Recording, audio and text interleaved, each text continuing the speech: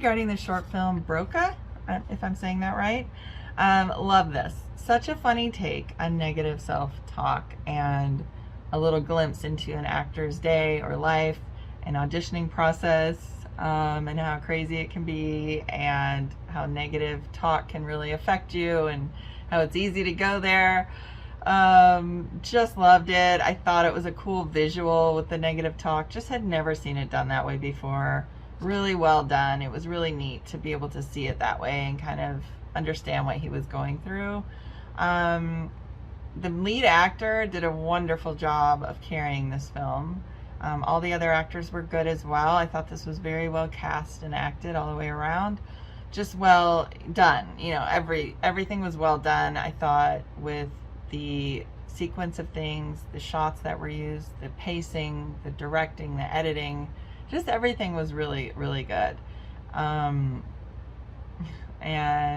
I just really want to see this do really well for you guys. I think it will, and just want to make sure I didn't eliminate anything from my notes. I was really mad at the ending. I think everybody probably will be. I was really mad at it for sure, but I love the narration at the end and how it went over the credits and just kept going, and just really great. So good job to everybody. Good luck to you guys. And yeah, just well done by everybody involved. This film is called BROCA. This is a fun, quirky short from Quebec. A struggling actor finally seems to have things going his way.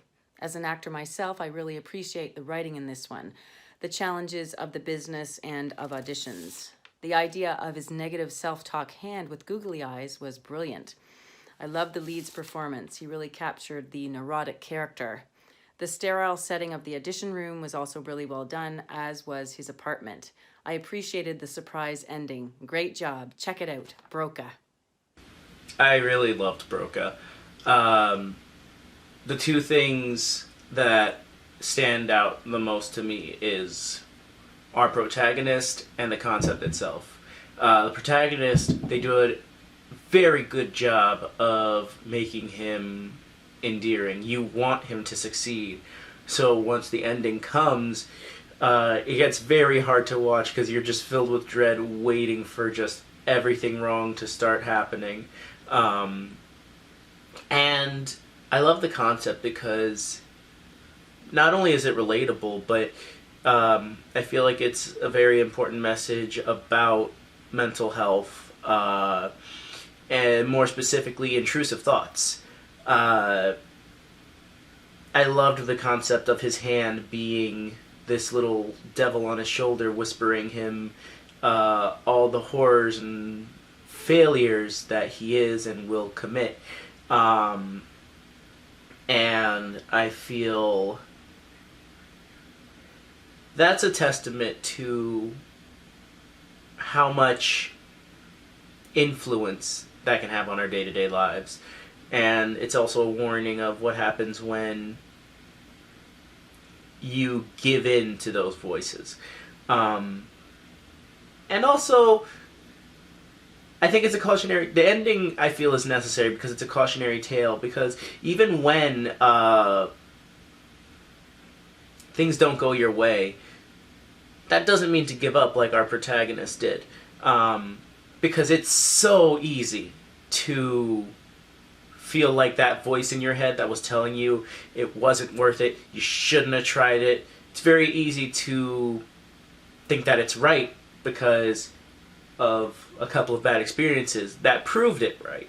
But when you cave in and start listening to those insecurities, start listening to those doubts, that's kind of what brings down your spirit as a person. Part of the journey is fighting against that voice in order to find your true self. All in all, it was it was both funny and extremely tense because you want him to succeed. And so seeing all the parts where he screws up, it's very nerve-wracking because you're like, uh-oh, what's going to happen now? And I had a lot of fun. Broca was very, amusing. It had really good show of this guy, his anxiety and everything. We're talking about that little hand thing, and yeah, it was entertaining. I feel like his performance and the performance of uh, the redhead actress was also very good, and I think it was entertaining and fun. So it's an interesting piece. Fun idea with the guy with his hand talking to him. It's kind of like his conscience, but his sabotaging him, unfortunately. Yeah, it's kind of dealing with the daily struggles that a lot of actors go through, and dealing with auditions and such. So easy to identify with there.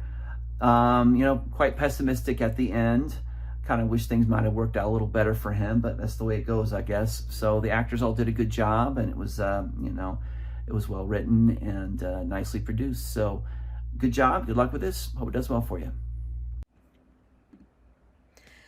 This was a solid piece. When we're first presented with the googly eyes, my mind went directly to Everything Everywhere All at Once, and then it really got me thinking about eyes. And they often have us say that when you look at them, you see right into the soul, or in this case, the subconscious. The paranoia, the embarrassment, the self-deprecating destruction this character has really shows how chaotic his mind is in this moment in time. And he is his own worst enemy at criticizing every interaction, and he fights it.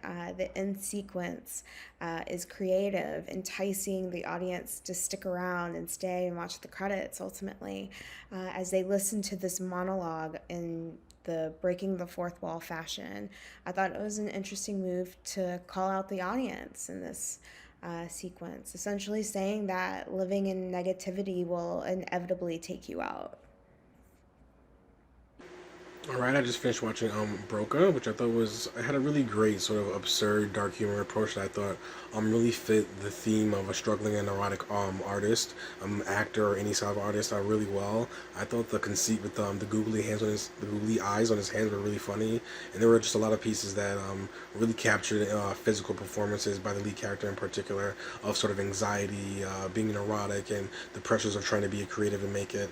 And I thought the narrative had a really great self-awareness about that process and the kind of people that end up engaged in that process and how it turns you into a certain type of person. It sort of really foreshadowed the dark ending of him having a panic attack and ostensibly dying, I believe, at the end, missing his last audition. So I thought the piece was really great in terms of reflecting a reality of certain types of artists and certain types of behaviors of artists, given how they have to work to get into the industry and to be a professional. And it really had a cheeky and self-aware sense of humor that was matched with a dark undercurrent that really created a great mood and aesthetic that allowed the humor from all the characters, especially the lead characters, to really shine and come through. So I ended up enjoying the piece and thought it was quite clever in its execution.